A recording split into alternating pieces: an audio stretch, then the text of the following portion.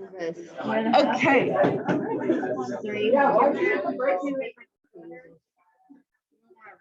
Love you, but don't love you how I'm not. Okay.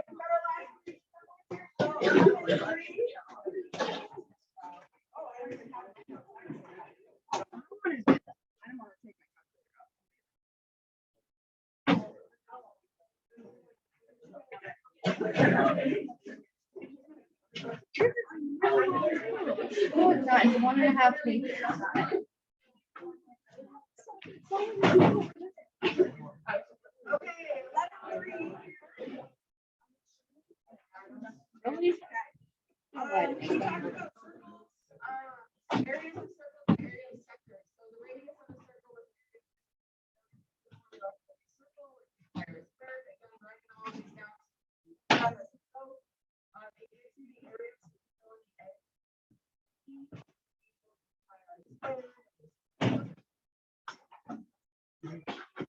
You first divide by pi and then you divided by 5, and then you're taking a square root of that to get your answer. And it comes out to 6. Okay, so being able to solve that.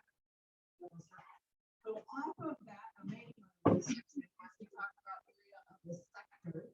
So a sector is a part of a circle. So it is part of the area of the circle. Is part of the length of the sector of the arc, and then area of the arc. So the part in this case is 35 to 60. That angle measure called times and then pi r squared here. Squared. For this one, you would just type it in the answer and comes out 35.2. And I'm not worried about units in any of these. Show me that kind of stuff. Again, we're doing that. Okay, 11.4, and you may want to go through and make yourself a note if you want to get down.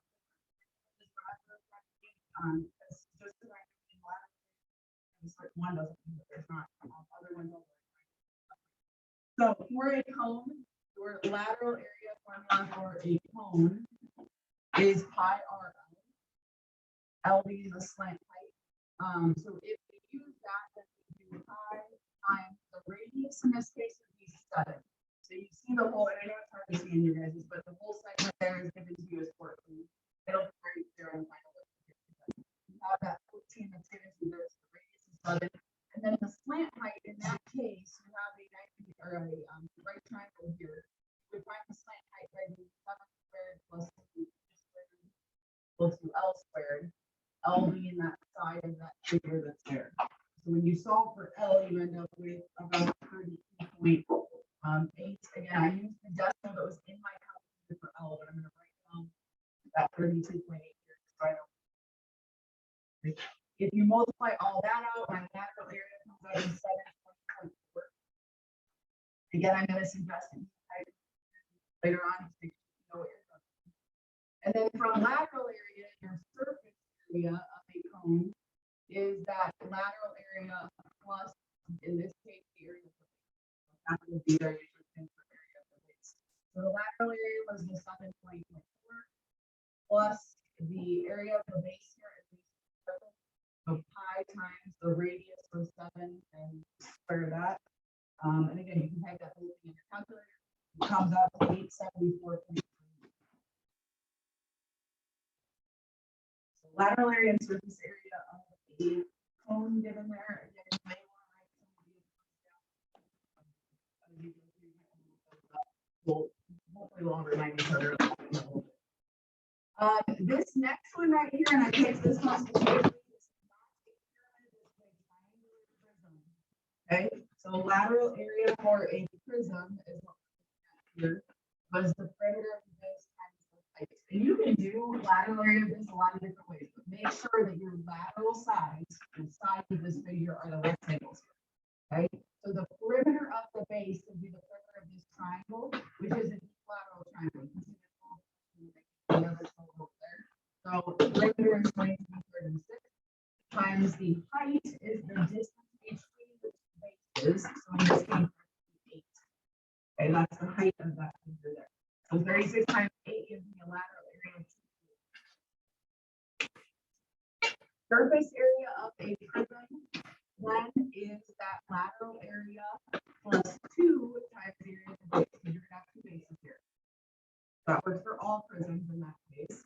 The lateral area for this one was 8 plus 2 times the area of the base here. So if we're looking at the base, it's a triangle. 1/2 times the base of that base. The base of the triangle, let me say it that way, is 12. This bottom guy over here. And then the height they've actually given that is approximated, but we're going to go with the 10. We give you and solve with that. And if you do, you get 412.8. 412.8.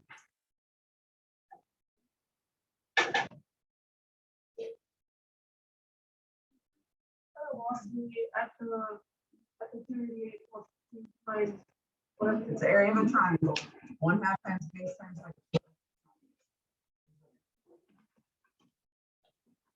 Okay, cross sections were next. When we're dealing with these, it's not going to be super complicated. This one's even more complicated than I really wanted, but we're going to go with it.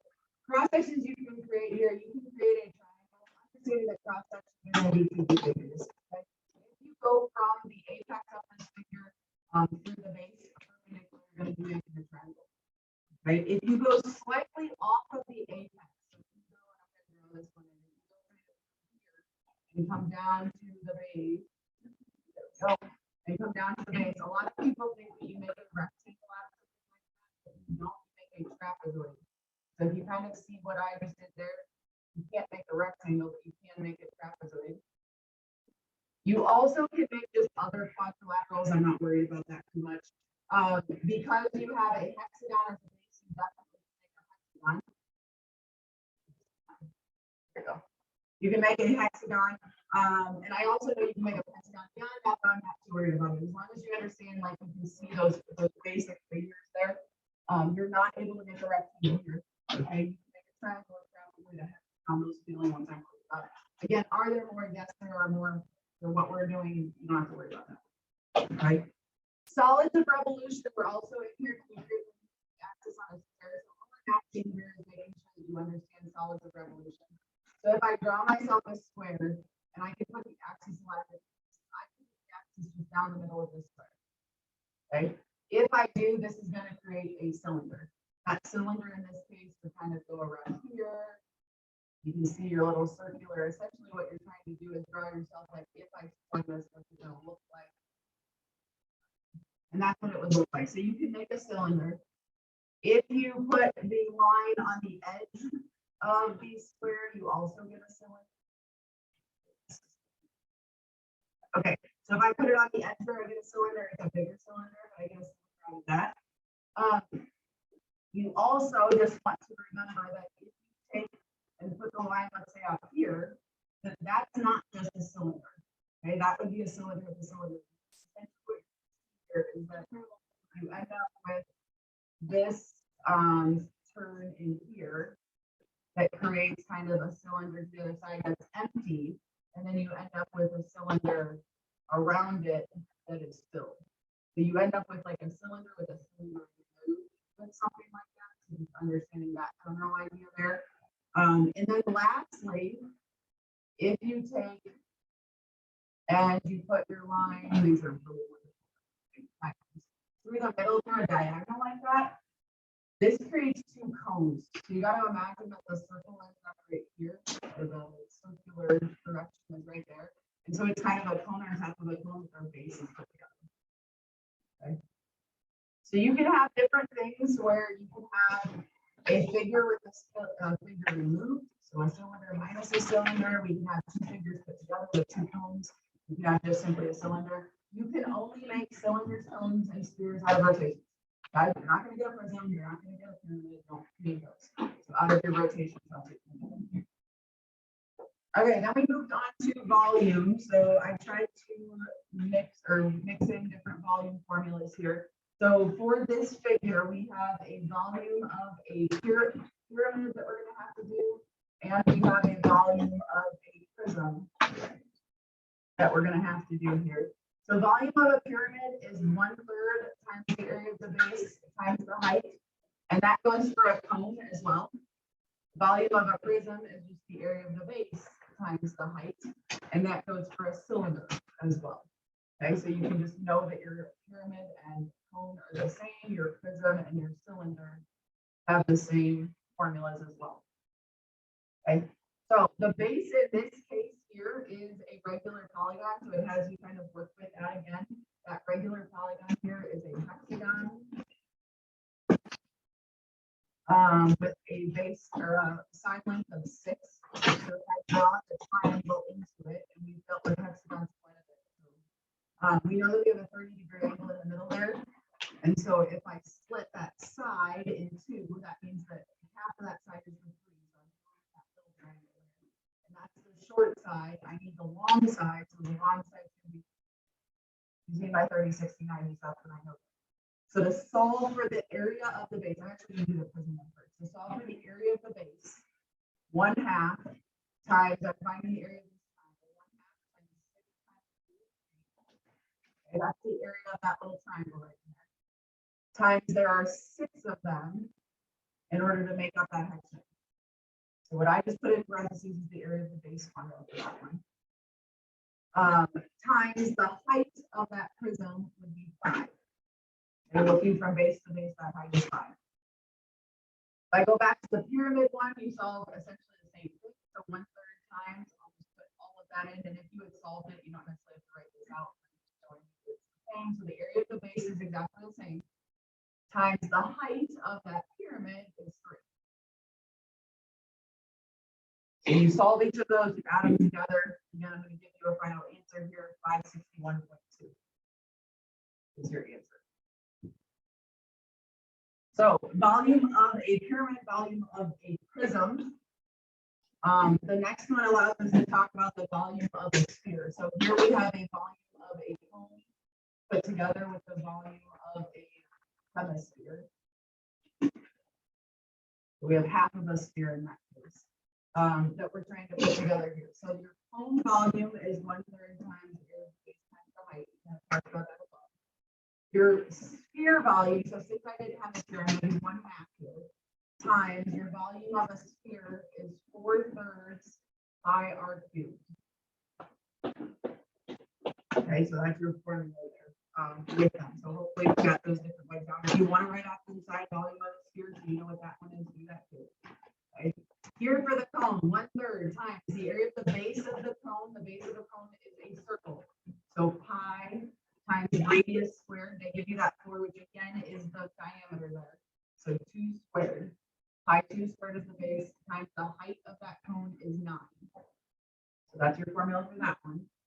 Your hemisphere, 1/2 times 4/3 times, you know, take your pi times r. So the radius of that hemisphere there is also 2.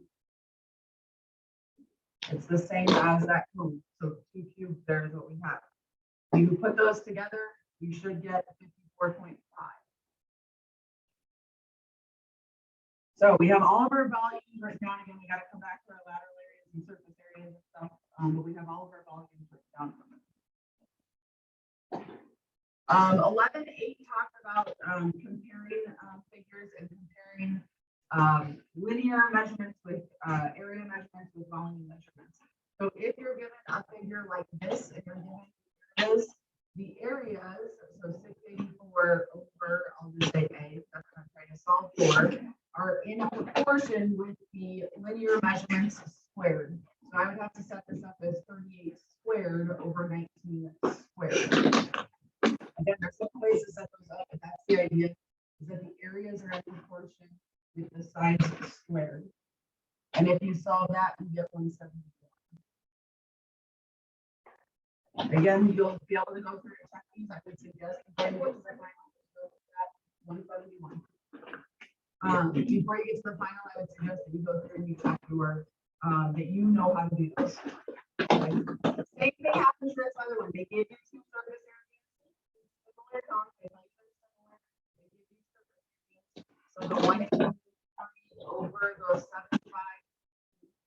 We have those surface areas, and the height of the smaller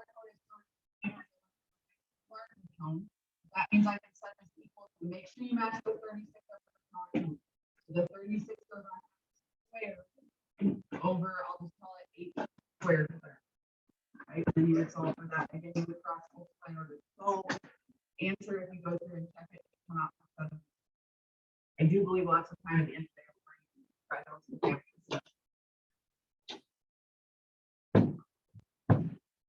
Okay, population density is fairly simple. You literally take the population divided by the area. So if it's after Alaska, you take 7 divided by 4 that's there, and you would get 1.1. So population density is the population divided by the area. Okay, in order to find your population density. Think about it, you have 1.1 people per mile squared is the way it would say. We wouldn't say somebody miles squared per people. So that tells you the order that you're dividing. It says the beam is made of 14 cubic feet of concrete. So 14 feet cubed. You have to understand that that is giving you a volume. Right? That's giving you a volume of that object. The weight is 210 pounds. Density. So density is equal to mass divided by volume. Okay, so if you want to write that down, you got that one. So we want the density. The mass of this one is 2100. And then the volume of this one is 14. Divide that out, you get 150.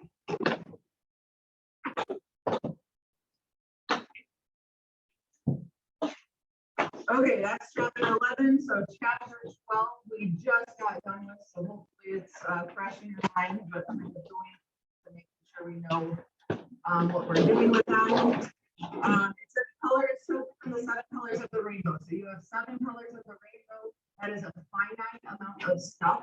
There's 1, 2, 3, 4, 5, 6, 7 of them. Okay, and it's discrete.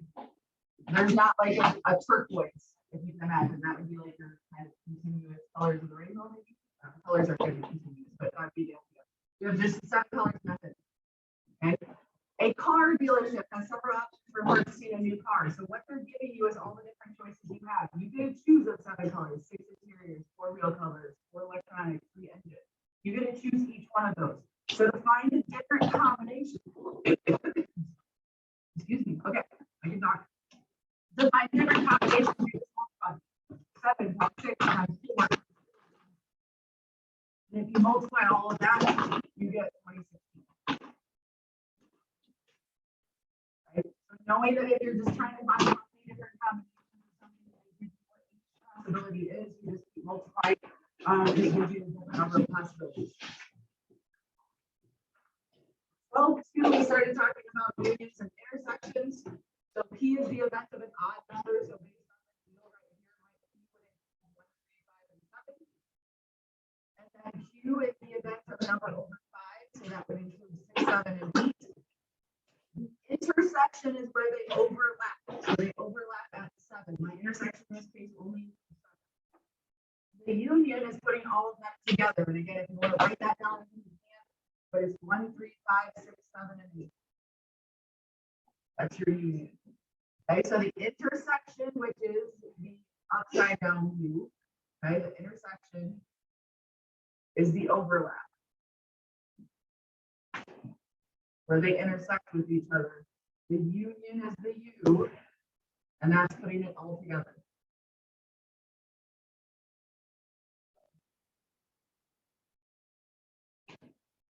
If you're given a bag that contains 4 red marbles, 7 green marbles, so you've got 11 marbles in the bag, and you want to find the odds of not drawing a red marble, I would really just take that there's 7 green ones I can draw out of 11. And I'm going to leave it at that.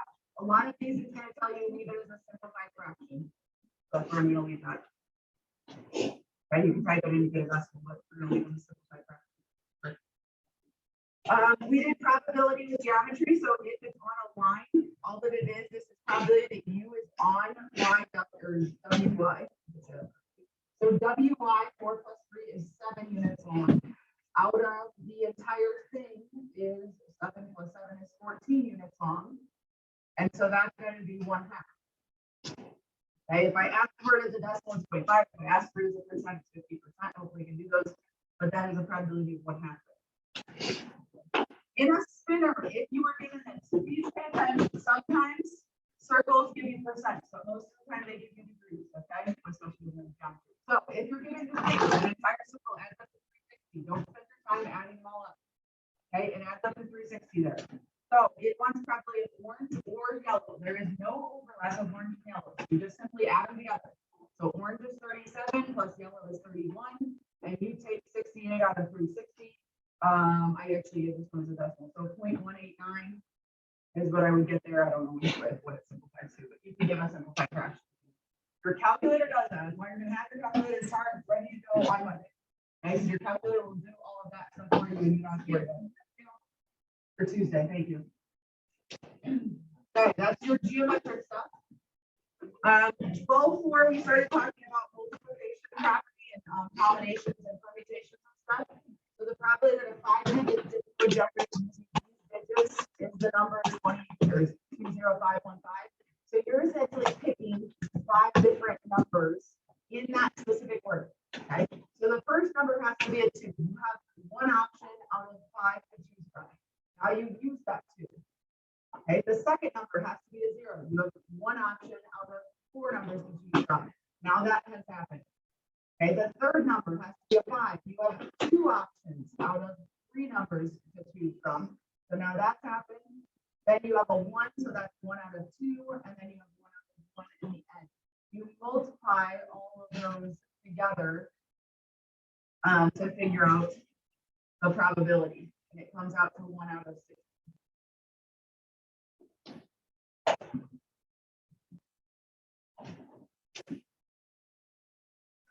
If you are answering this next question, this one is all about figuring out if it's combination or permutation. Ian has a summer construction job. He works Monday through Friday with 7 friends. He randomly chooses 3 of his friends to work overtime on Saturday. What's the probability that Robert, Buddy, and Tyrion were chosen? So the thing you need to understand right away is, does order matter or does it not? It does not matter. Okay? So it doesn't matter. You just want to choose 3 times. It doesn't matter the order. So if it doesn't matter, that means you're using a combination. Okay, and then you would do how many you're choosing from, which is 7, combination with you're choosing 3 of them. So in your calculator, you would type in the combination, you would do 7, 3. It gives you 35. Now, you also have to read that this doesn't say how many combinations, it says what's the probability. So it's 1, there's 1 option where you choose those 3 out of 35 total options. So 1 out of 35 would be your answer. Okay, but it's a combination. That's the big idea there. Okay, last page, we're almost there. An 8-sided die is rolled and a 6-sided die is rolled. Probably rolling a 6 on both sides. So this is your multiplication property. More in effect here, you have 2 different things that happen. You want to get a 6 on the 8-sided die. That's 1 out of 8. And then you want to get a 6 on the 6-sided die. So that's 1 out of 6. You multiply those together to find that the probability is 1 out of 48. Okay, so you can multiply those together there. One does not affect the other. That's one of the biggest things there. We don't have to take the 6 and do it out of 5 or anything like that. We talked independent or dependent. Caroline's mother is going to let her choose 2 puppies from a litter for herself and her baby brother.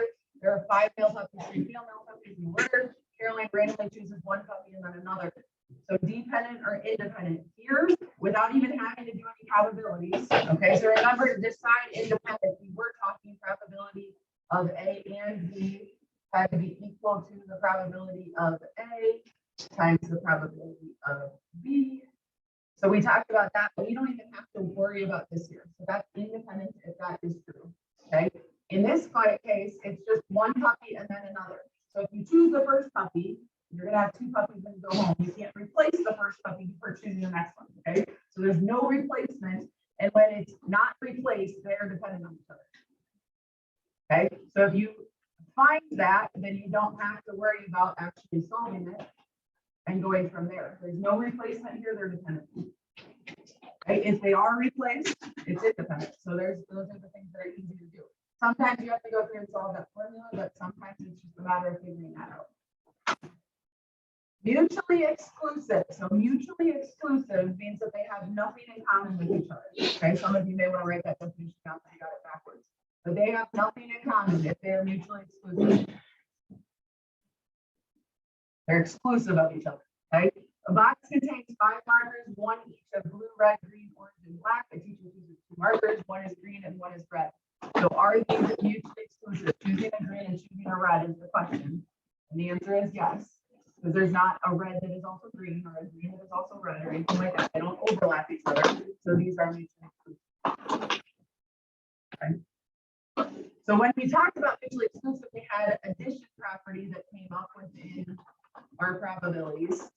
Kayla purchased a new water bottle from an online store, and most of you actually read this and not even do addition property. The store sells 3 shades of red, so we have 3 choices of red, a light and a dark green, so 2 of green, 3 shades of blue, 1 gray, 1 pink, and 1 orange. I thought this one was easier if I wrote this up, so I did when I did it. And so we have orange. If Kayla chooses green, what's probably either a blue or an orange? So blue would be 3 out of 11. And then or an orange, you can then just do 3 plus 1 on top, or you can do 3 out of 11 plus 1 out of 11. If there was an overlap, this is where you would subtract the overlap, right? So if you're talking about those and you're adding together, you could add the blue probability with the orange probability minus the overlap. But in this case, it's just as simple as 4 out of 11. And most of you, and that's perfectly fine, do it without the formula. Do it with what makes sense. Right? Just remember you're looking for overlaps. If there's an overlap, make sure you subtract them. 12-7, a game show contestant presented with a tiny wheel divided into 12 sections. On 12, what's probably with the spinner, will stop on a 7, given that the wheel stopped on an odd number. So we are given that. Okay, we know it's an odd number. Okay, from 3 to 9. So 3, 5, 7, and 9 are only possibilities. We know that it's one of those. Okay, so our probability is out of 4. What's the probability the spinner stopped on a 7? That is one of those options out of 4. Okay, so it is not 1 out of 12 here. This is a given. This is conditional probabilities here. So given that, it's 1 out of 4 there. High school football team has a roster of 88 players, with 32 of them seniors. 13 of the senior players also take drama. Of the 88 players, most probably the senior is also taking drama. Okay, that a senior. Okay, it's not talking about a football player, so a senior. So we're looking at the seniors. Remember, the bottom number is the easiest one to figure out in conditional probabilities. Okay, so we want to look at the seniors. There are 32 seniors. Okay, I'm only looking at those 32 kids. Of those seniors, how many of them take drama? Well, it actually said there 13 of the senior players also take drama. So it's 13 out of 32. And that is your simplified fraction, which happens sometimes, but we don't have to simplify. Last and final section was two-way frequency tables. You're not going to make a two-way frequency table on it, but you're going to have to read one of them. 9th and 10th graders. So if you're splitting this up, I did 9th and 10th on the left side. You can do it however you want. So 9th and 10th graders there. And then we talked about comparing football versus baseball. I don't care what order you do it in, but football versus baseball. And then you're filling in your numbers there. So the survey finds that 110 9th graders and 104 10th graders prefer baseball. So 110 under baseball, 104 under with the 10th graders, and then 129th graders prefer football, 105 prefer, 10th graders prefer football. So however you fill that in, fill it in. That was a pretty easy one. Again, for the final, you don't have to fill one of those in. You want to be able to do this. Find the probability that a student is a 9th grader, given that they prefer football. So those that prefer football, there are 225 of them. Right? Of those, so I'm ignoring all of the baseball. I don't care about those. Okay? Of those, which ones are 9th graders? That's 120. So you would do 120 out of 225. I did this one as a decimal, so 0.5. Give it as a fraction. Okay, that leaves you guys with about 15 minutes right now to use calculator to ask questions, any of that kind of stuff that you need to, and get yourself prepared. A few other things that